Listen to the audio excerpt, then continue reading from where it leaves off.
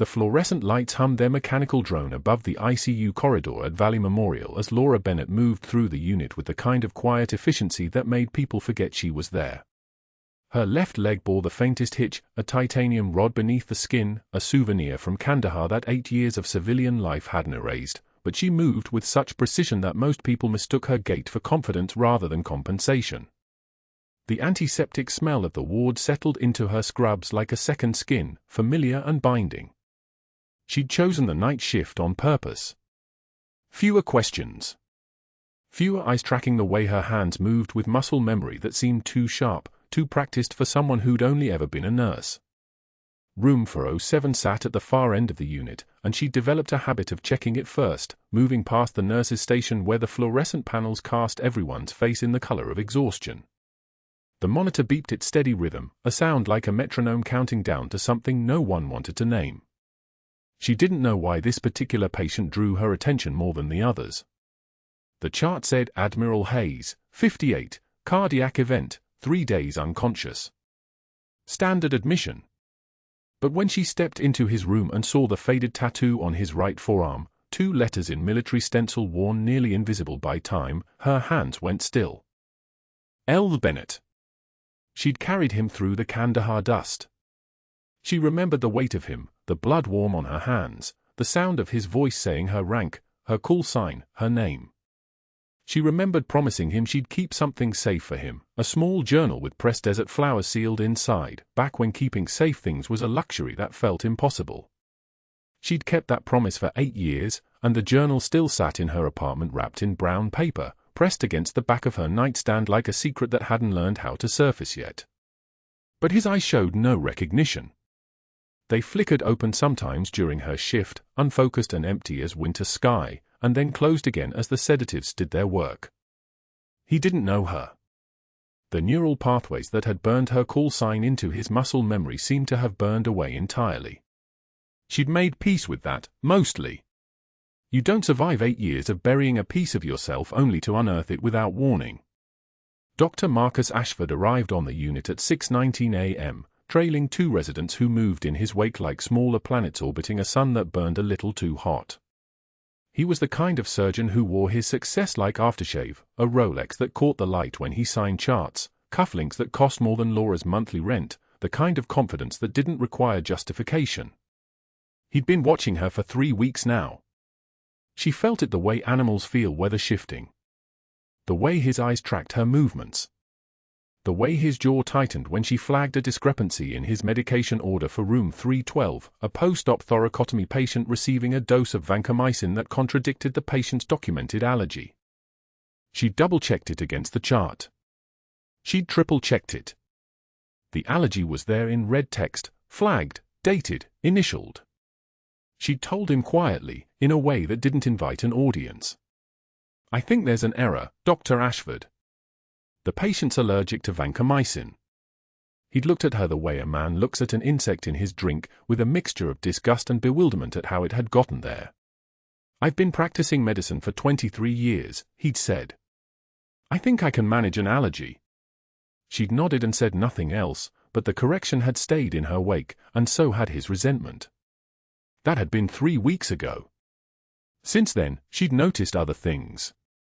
His billing codes for medical supplies didn't always match what actually appeared in the patient's rooms.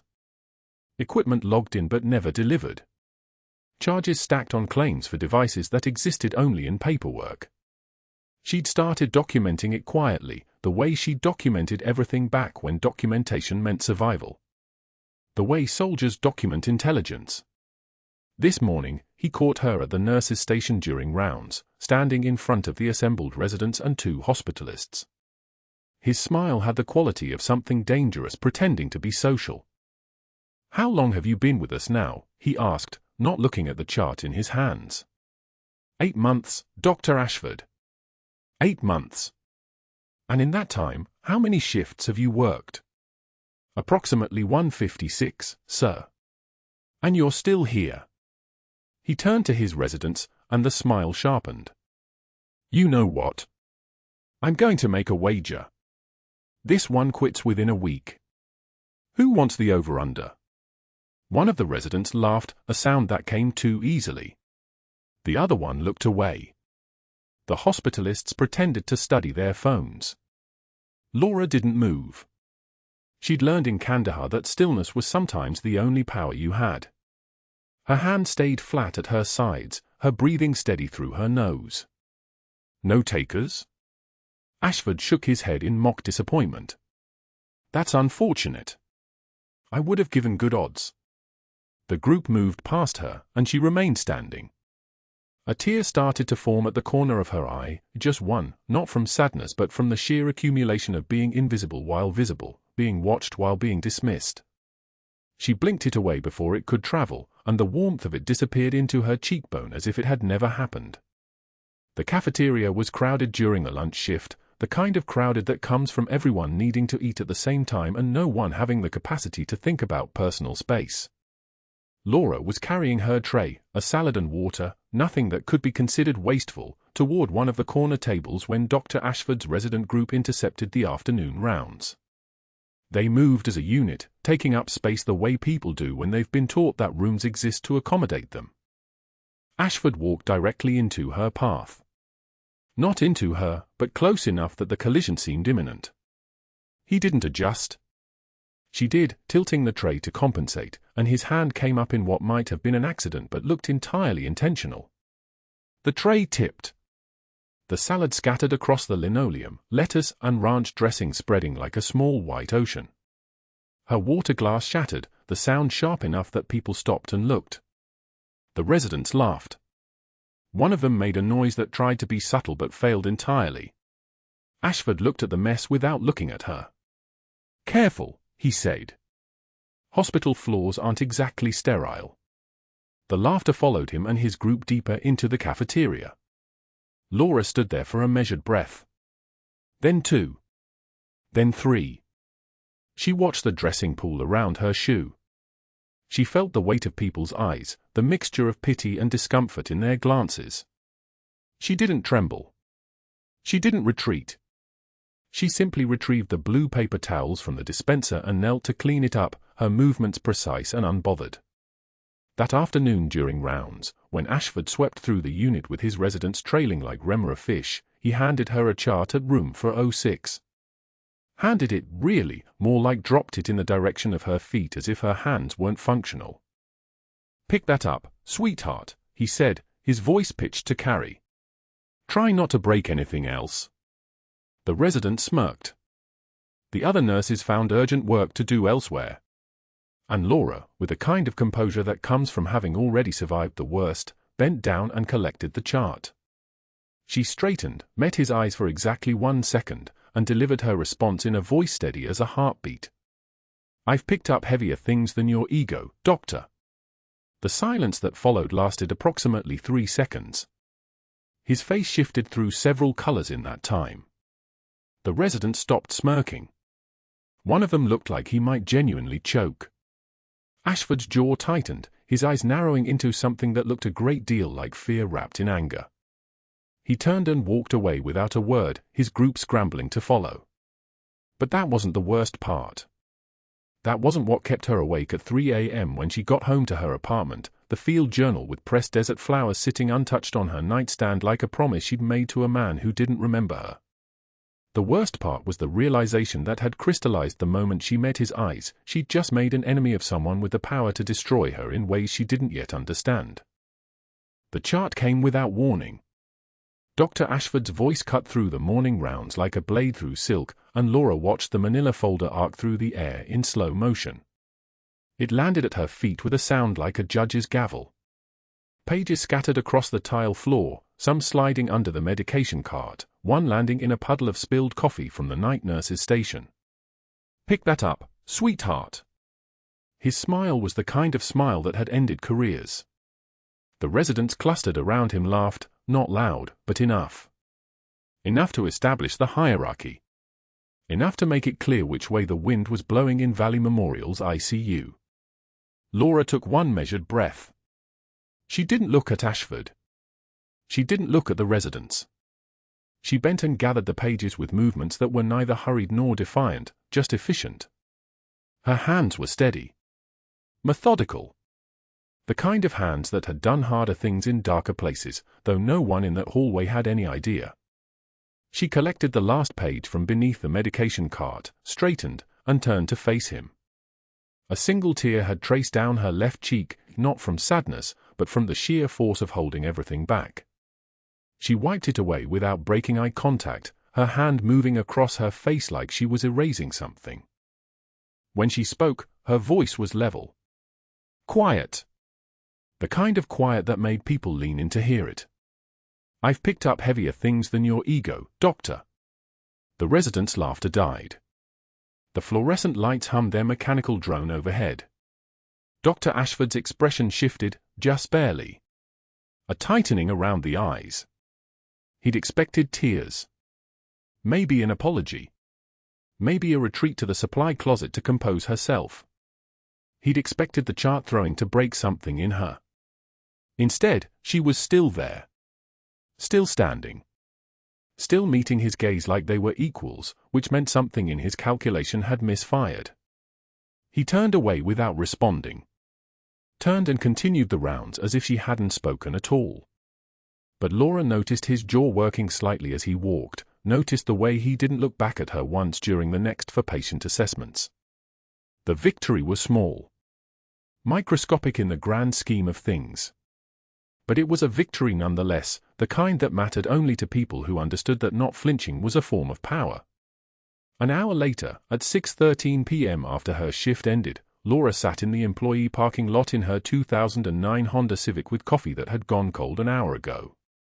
The car still smelled like the pine tree air freshener her son had hung from the rearview mirror as a joke 3 years ago.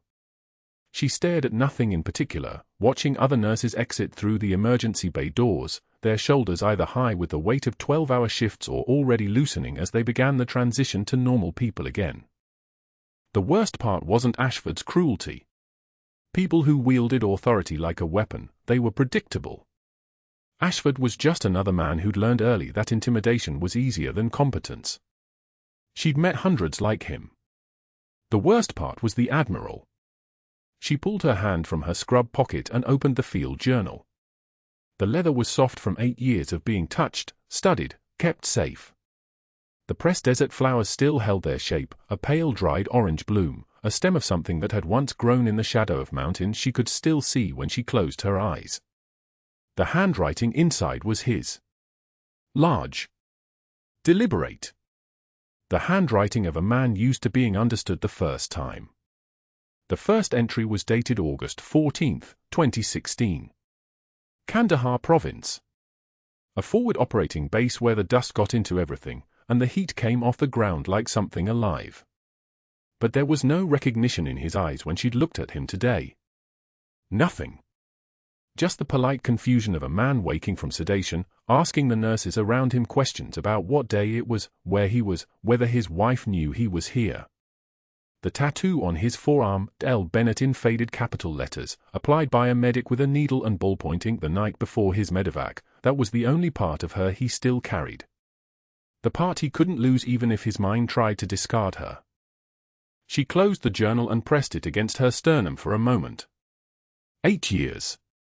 She'd carried this journal through discharge paperwork and VA appointments and rehab sessions and her LPN certification program and the first day of work at Valley Memorial. 8 years of carrying someone else's memory because her own was the only place it was safe. The Admiral didn't even know her name. That wasn't entirely true. He knew it as a tattoo. He might have even known it as something his hand had written in this journal. But he didn't know the person attached to it anymore. The girl who dragged him through that firefight in Kandahar was someone he'd forgotten, if he'd ever really known her at all. She was just Senior Chief Petty Officer Bennett then. Just a pair of hands. Just the person who happened to be close enough to grab when the round started coming from the eastern ridge. Laura started her car and pulled out of the parking lot at 6:22 p.m. The rain had started again, a light October rain that felt like it had nowhere important to be. Her phone sat dark on the passenger seat. Her son was at his father's house this week, the arrangement they'd agreed to 4 years ago after the divorce, back when she'd still thought she could compartmentalize her nightmares enough that they wouldn't bleed into other people's lives. She drove toward her apartment in the outer southeast, past the Vietnamese takeout place that knew her order by heart, past the 24-hour laundromat where she'd sat for 3 hours one night at 4 a.m. just to be around people without having to talk to them, past the neighborhood where she'd tried to rebuild herself piece by piece into something that resembled normal. The traffic light turned red at the intersection of 82nd and Division, and Laura sat there with her hands at 10 and 2 on the steering wheel, the field journal visible in her peripheral vision on the passenger seat. Her reflection stared back at her from the rearview mirror, a woman in her early 40s with dark hair pulled back in a neat bun, no makeup, the kind of face that didn't draw attention. The kind of face that belonged to someone just trying to get through the day. She thought about the Admiral's empty eyes. She thought about Dr. Ashford's smile. She thought about the residents laughing at the sound of papers hitting the floor. She thought about the way she'd wiped her own tear away without letting her gaze falter for even a second. The light turned green. She drove forward. What she didn't know yet was that everything was about to accelerate in ways she couldn't predict. That the smallest gestures of cruelty often precede the largest acts of sabotage. That the man she'd carried to safety hadn't completely forgotten her, not in ways she could measure, not yet, but enough to create patterns in his dreams that his conscious mind couldn't explain. But that night, in her apartment at 7:41 p.m., Laura sat on her bed in yesterday's clothes and held the field journal like it was a live coal she'd carried so long she'd forgotten she was burning. The Admiral's monitors had been steady at 2:13 a.m. when Laura finished her charting, but she knew the sound of a body betraying itself. She'd heard it in Kandahar. She heard it now, the ventilator's rhythm changing, the pitch shifting from a mechanical wheeze to something rawer, more desperate. The room temperature hadn't dropped, but her skin registered the shift anyway, the way it always did when something was collapsing. She moved toward room 407 without deciding to move. Her feet just knew. The Admiral lay motionless, his chest rising and falling with the machine's rhythm, but the oxygen saturation numbers told the real story. 94, 91. 88. The monitors were screaming their Morse code complaint and nobody was listening because the night shift was thin, 2 residents in the West Wing, nursing students charting in the break room, Dr. Kellerman somewhere on the 3rd floor evaluating a cardiac admission he probably didn't need to evaluate. Laura pressed her fingers to the Admiral's neck. Carotid pulse thready. Skin cold. The left side of his chest had stopped rising completely. A pneumothorax. A collapsed lung. The kind of complication that happened in thoracic trauma cases, sometimes spontaneously in older patients, always a death sentence if you didn't act in the next 4 minutes. She hit the call button. Not the emergency bell. The regular call button. Just a nurse checking on her patient. Just routine. The monitors climbed down their ladder, 85. 82, 79. His face had taken on that waxy look, the color of someone whose blood had forgotten how to carry oxygen. I need a resident in 407. Pneumothorax. Now. Her voice through the intercom was steady. Conversational. 40 seconds of static. Then, we're on it. ETA 2 minutes. 2 minutes. She could work with 2 minutes. She'd worked with less in a phi base outside Sanjan Valley when a Marine took shrapnel through the anterior axillary region and the nearest surgeon was 40 kilometers away. She'd work with what she had. The door closed behind her with a soft click. Then she locked it. Not dramatically. Just the turn of the deadbolt, the sound like a decision being made. The monitors outside the door would show the decline continuing. The attending physicians, when they arrived, would see only a patient already in cardiac arrest. Unsalvageable. That's what they'd call it. Time of death, 2:19 a.m. Laura's hands moved on their own.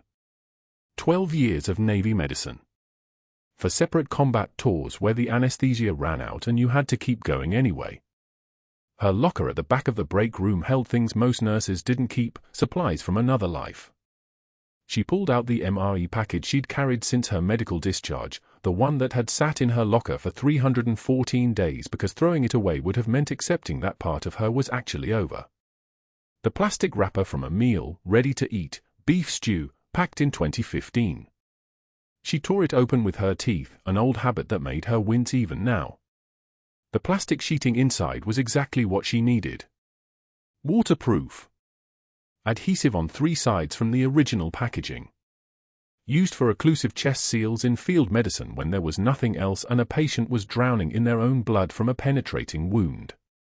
The Admiral's chest. Her hands moved with the precision of someone operating on muscle memory, not thought. Second intercostal space. Midclavicular line. The point where a needle could reach the air pocket that was suffocating him. She found the spot with her fingertips the way she'd found 100 other spots in 100 other desperate moments. The angiocath needle from the crash cart. 14 gauge. She didn't let herself think about the locked door or what would happen if they found her like this. Just the procedure. Just the physics. Just the problem and the solution. The needle went in. The hiss of air escaping was the most beautiful sound she'd heard in 3 years. A pneumothorax has a voice. It's the sound of pressure equalizing, of balance returning, of death backing down for another day. The monitors outside the door were still declining, but her hands didn't stop. The plastic shaling went across the puncture site. Taped on 3 sides to create a flutter valve, one side loose so the air could escape but nothing could go back in. Field medicine. Kandahar medicine. The kind of medicine you learned when there were no options and options were never coming. O2 sat at 68. Still falling.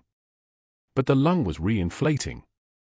She could see his chest rising again on the left side, the machine's rhythm finding purchase on actual lungs instead of just pushing air into a collapsed cavity. 72, the numbers climbing now. 75, the vital sign stabilizing like a ship finding harbor after hours in heavy seas. 78, his skin color changing from wax to human again, the pink returning to his lips like someone turning the volume up on a radio. 82, the kind of improvement that shouldn't be possible in 14 minutes, that wouldn't be possible unless someone who knew exactly what they were doing had violated approximately 17 Joint Commission regulations and possibly 3 state licensing protocols. 88, stable. She washed her hands at the sink in the corner. Slow. Deliberate. The way someone washes their hands when they're not actually washing anything away because they've already accepted the consequences of what they just did. Her locker key went back into her pocket. The MRE package wrapper went into the Sharps container with the empty angiocath. The Admiral's monitors showed a man breathing like a man who was going to live, and she unlocked the ICU door. The attending physician arrived at 2:24 a.m. with 2 residents trailing, expecting a code in progress or a flat line to call. Instead they found the Admiral's O2 sat at 88% and climbing, his vital sign stable, a needle decompression site sealed with what looked like, and was an improvised chest seal fashioned from materials that definitely should not be in an ICU room. Dr. Ashford appeared 3 minutes later, still in yesterday's clothes, still moving like a man accustomed to being the smartest person in every room. His eyes went to the monitors. Then to the chest seal. Then to Laura, who was updating the patient's chart with perfect notation of times and vital signs and her own name, L. Bennett, clear as a signature at the bottom of every entry. Who performed this procedure? His voice was quiet. The dangerous kind of quiet. The patient was in respiratory failure. Pneumothorax. Needle decompression was indicated. Laura's voice hadn't changed. Steady. Professional. The voice of someone documenting facts. Without authorization. Without an attending present. Without, Ashford's hands trembled as he leafed through the chart she'd just filled out. Not anger trembling. Terror trembling. The trembling of someone who'd just watched an unsalvageable patient become savable, and understood that the woman who'd done it was not actually just a nurse at all. He filed the emergency complaint by 6:33 a.m. 17 violations, exactly as promised. Unauthorized medical procedures. Deviation from established protocols. Endangerment of patient due to reckless action. Every regulation cited with perfect accuracy, every notation dated and witnessed, a documentation trail so thorough it looked like he'd been planning it since the moment she walked through Valley Memorial's doors. By noon, Laura was being escorted from the building by hospital security.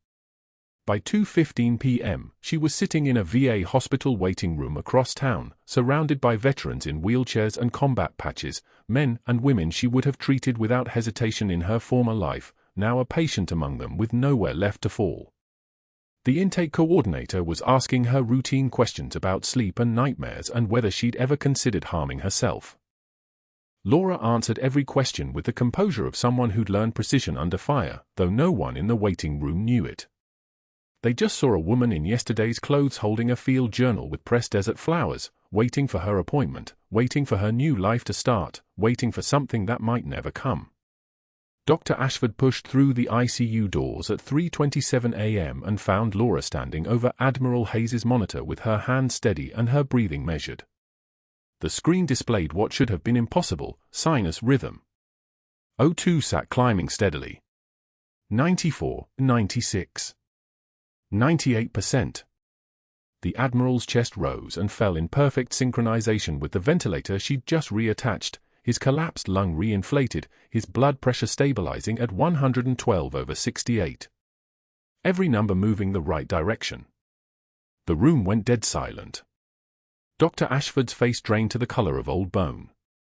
His eyes moved from the monitor to the makeshift chest seal fashioned from a crinkled MRE packet, then to Laura's face, which held nothing but professional calm.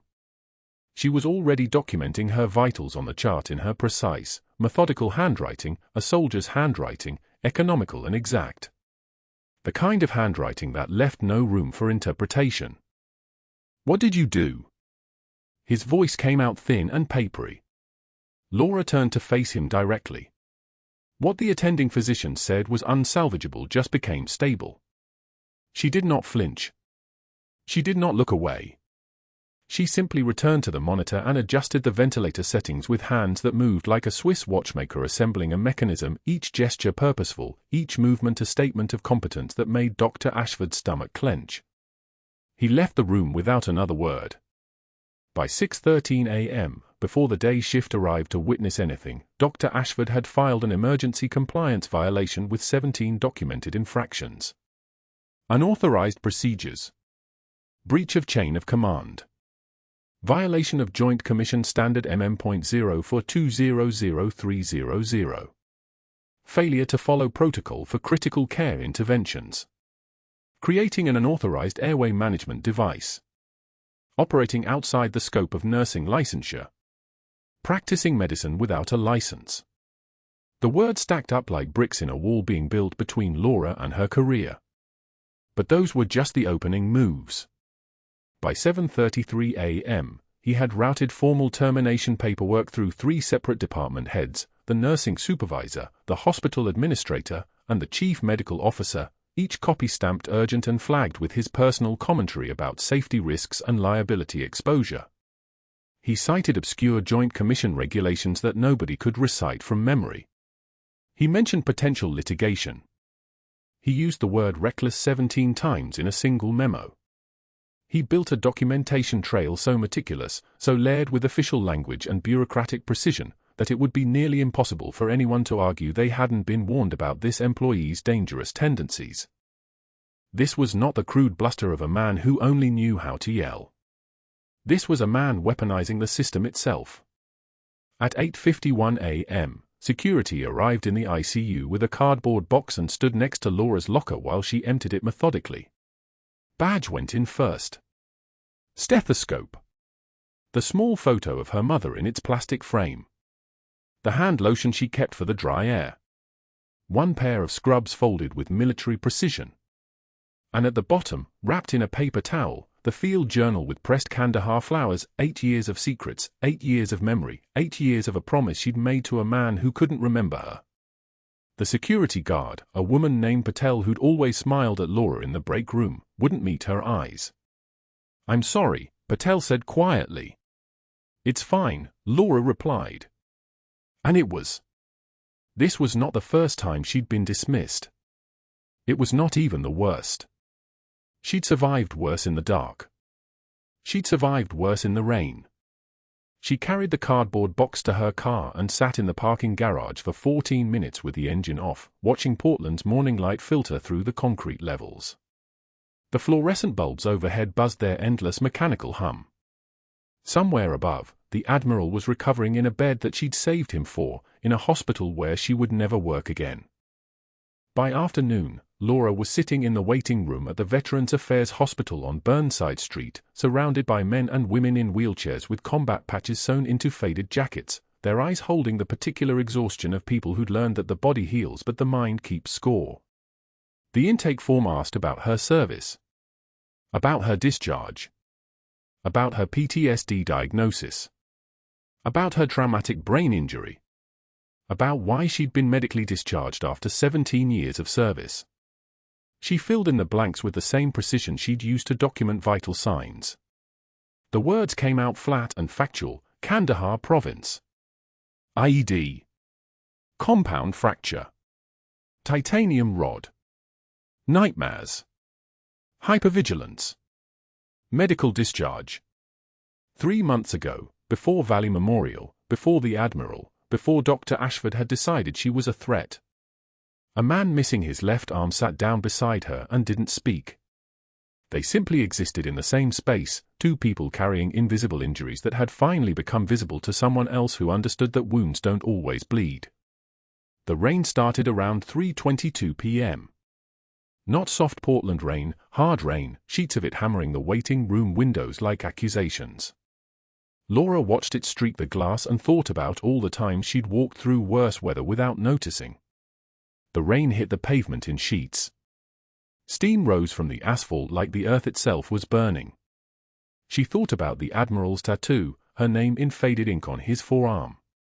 L. Bennett. She thought about how he would probably never know she was the person who'd saved him twice, once in a firefight 8 years ago, and once again last night in the dark of an ICU. She'd given up everything to be invisible. To be safe. To be nobody. And now she was exactly that. Her hand shook as she pulled the field journal from her jacket pocket. The pressed flowers were still intact, desert roses from a garden near FOB Shank, carefully preserved between pages of handwritten notes in the Admiral's loopy handwriting. His memories of home. His reasons to survive. His reasons to fight. She'd carried this journal for 8 years. She'd kept it safe when everything else was burning. She'd protected these pages the way she'd protected him. For a moment, she considered dropping it into the trash can beside the waiting room chairs.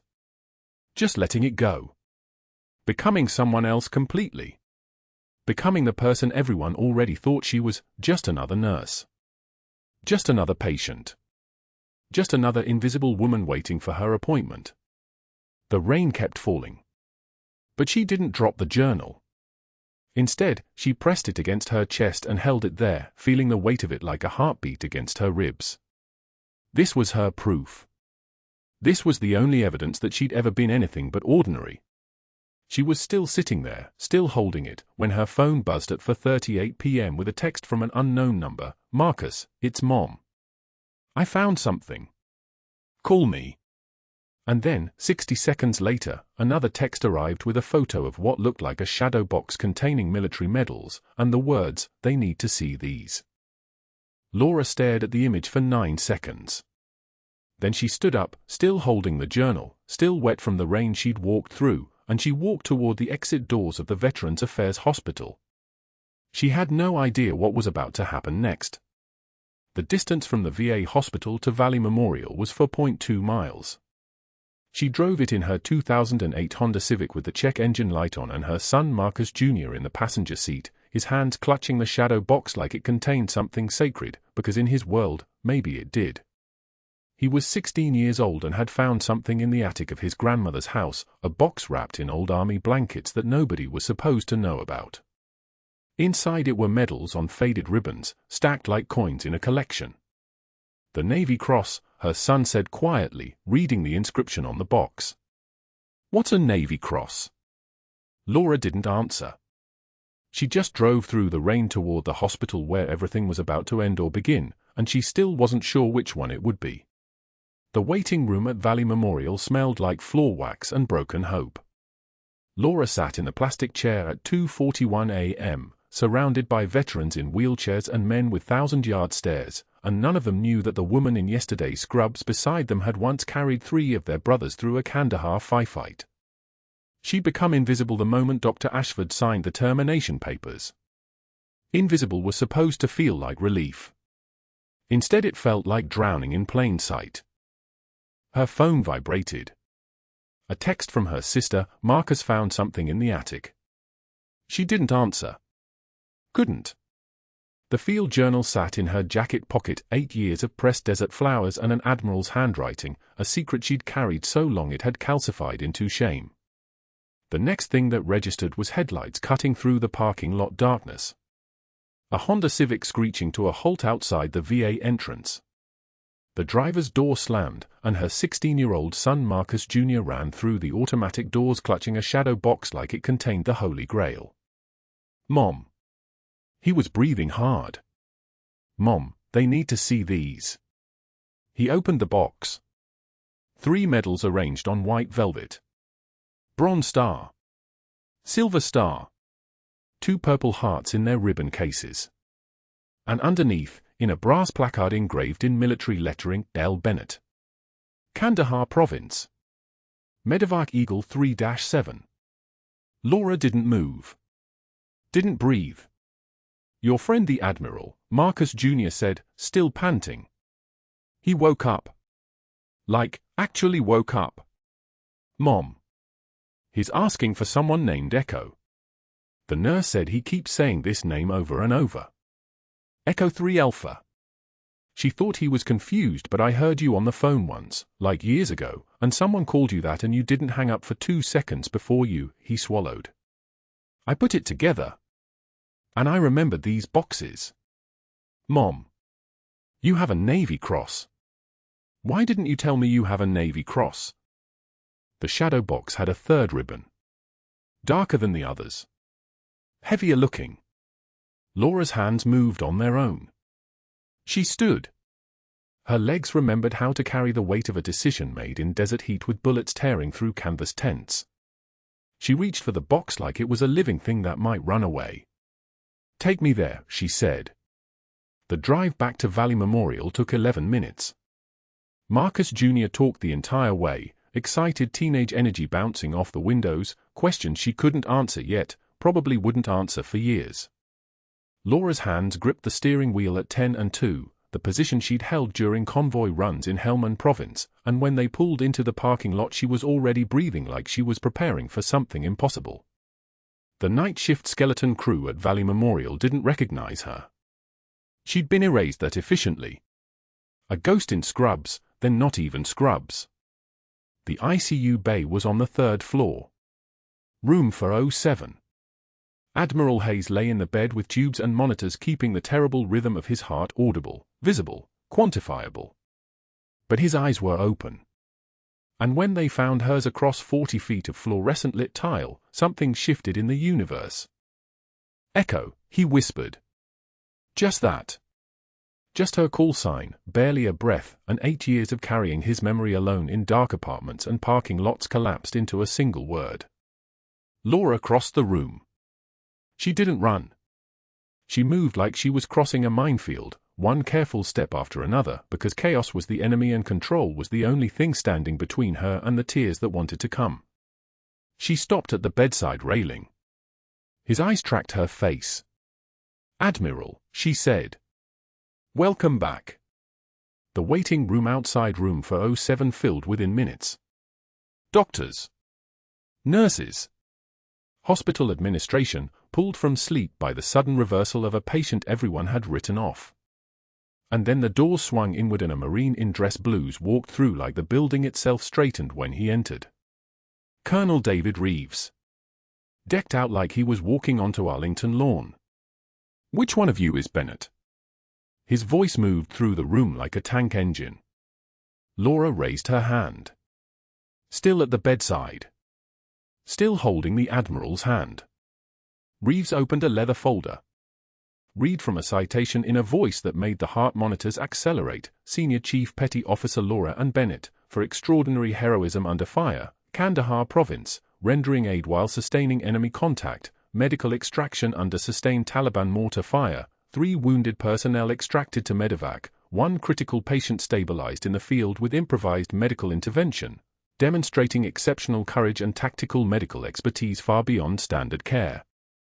Protocols. He paused. Let the words settle. Bronze Star, he announced. The room exhaled. Silver Star. Someone in the back made a small sound like pain. 2 purple hearts. The second one caught her in the chest. And he opened a second case. The ribbon was unfamiliar to everyone there except Laura. The only people who held one of these in their hands were the ones who'd already seen the worst humanity could offer. Navy Cross. The second highest award for valor. For this patient. Admiral Hayes. Behind Reeves, a rear admiral in white dress uniform stood from where he'd been sitting in the corner, perfectly still, perfectly patient. He was already at attention. His hand rose to salute the shadow box in Reeves' hands. Dr. Ashford's voice cut through the moment like a scalpel. This is highly irregular. Hospital protocol requires that any commendations or outside claims of employment must go through proper administrative. He stopped because the rear admiral's head turned toward him, slowly, with the precision of a gun turret rotating. The admiral was still saluting. Doctor, the rear admiral said, and his voice was the kind of quiet that makes men rethink their life choices. You are addressing a senior chief petty officer of the United States Navy. You will stand at rest in her presence. Ashford's mouth opened. Closed. He took one step backward and then another, his eyes darting around the room like he was calculating exits, allies, survival probability. The IT technician from the basement, Rodriguez, his name tag read, and his own Afghanistan service ribbon caught the fluorescent light, stepped forward with a tablet. His movements were economical, professional, like someone who'd briefed commanders before. Dr. Ashford, Rodriguez said quietly. I need you to see something. The tablet showed security footage. Timestamp 11:38 p.m. Ashford at a terminal in the records department, fingers flying across a keyboard. His face, caught in the glow of the monitor, intent and frantic. Then the footage jumped. Then jumped again. 13 minutes of deleted video that Rodriguez had recovered from the RAID backup that Ashford didn't know existed. You tried to delete the medication alteration records, Rodriguez said. His voice stayed level, factual, like reading a grocery list. The ones that show you've been invoicing for equipment that was never delivered, and billing insurance companies for medications you never administered. I have every frame. Every keystroke. Already sent to the State Medical Board, Dr. Ashford. Also to the FBI.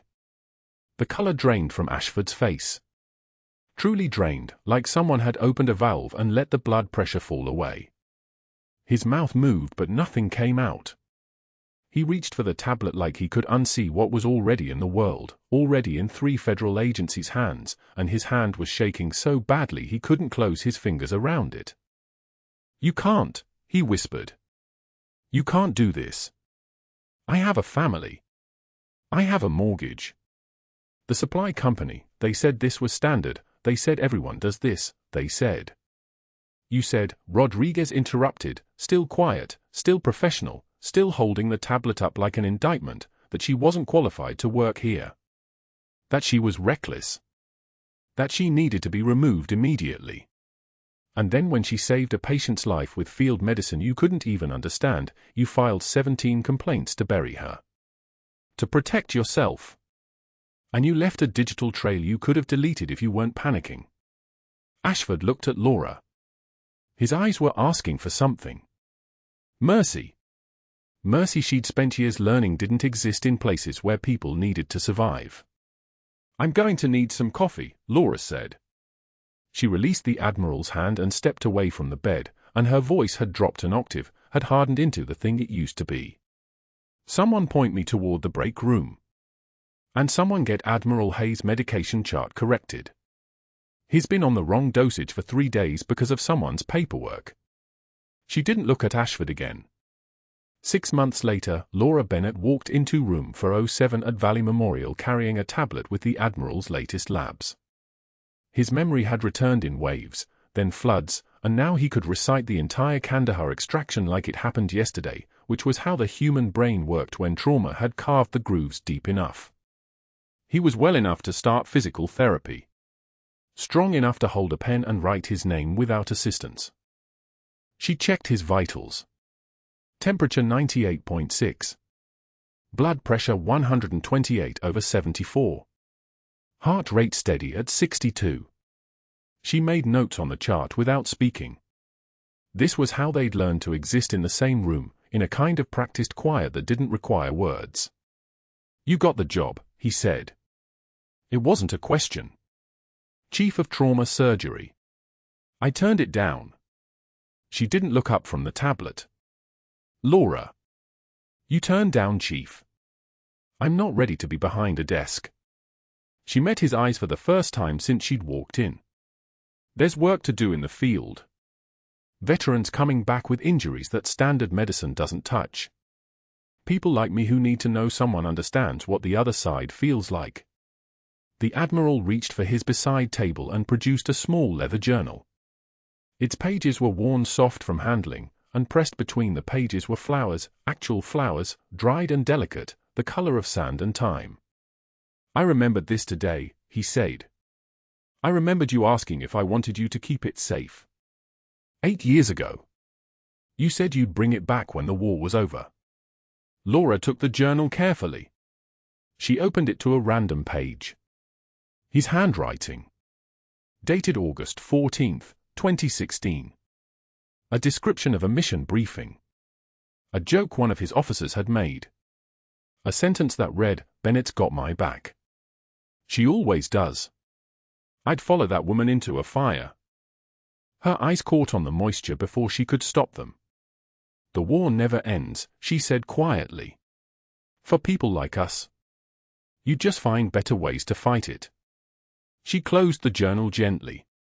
She would read it, all of it, when she was alone at 3 in the morning with the pressed flowers in front of her and her son asleep upstairs.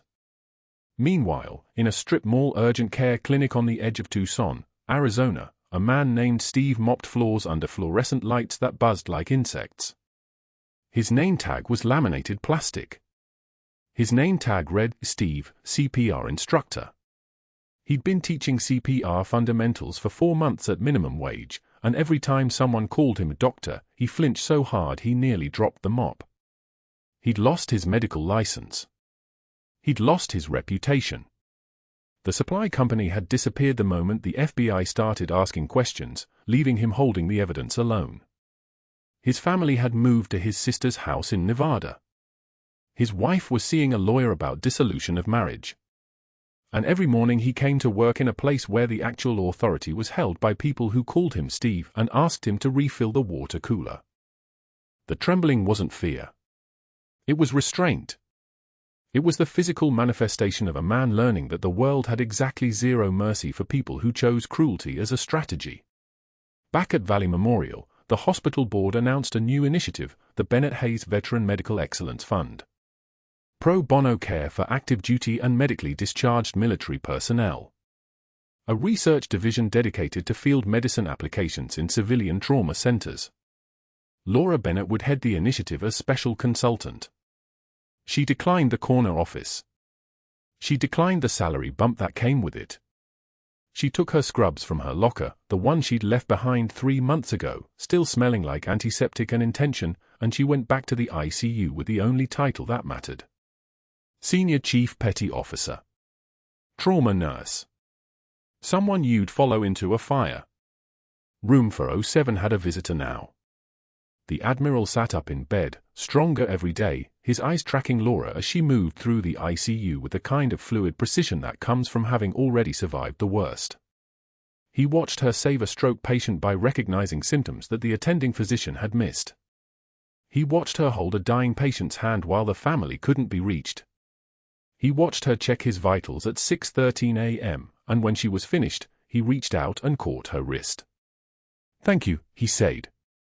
She didn't pull away. She didn't need to. Scars tell stories, she said quietly. Mine just happened to include you. And 8 years of pressed flowers. And the knowledge that some people are worth waiting for. She squeezed his hand once, then returned to the rest of the unit, to the other patients, to the work that had never stopped needing her. If you've ever been underestimated by someone who didn't know who you really were, you know how Laura felt when that nurse's uniform became a weapon again, when the quiet dignity she'd carried through humiliation became the thing that held her entire world together. Subscribe to hear more stories of people who found their power in the last place anyone thought to look. Like this video if you believe that true class is what you do when the lights go out. And comment, would you have walked away, or would you have locked that door and fought?